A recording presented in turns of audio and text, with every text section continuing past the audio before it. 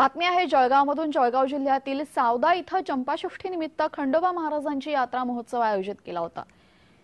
शेकडो वर्षांची परंपरा असलेल्या या यात्रा महोत्सवात परंपरेनुसार 12 गाड्या ओढून येळकोट येळकोट जय मल्हार असा जयघोष करत भंडाऱ्याची उधळण करण्यात आली।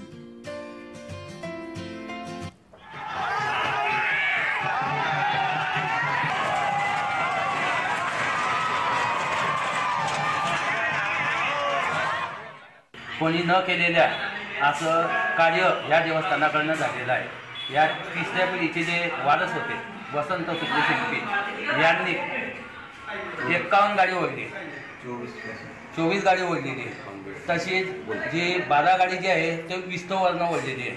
आजपर्यंत कोणी न केलेल्या गोष्टी किंवा कुठल्या पंचक्रोशीत कुठे घडलेलं नाही आहे।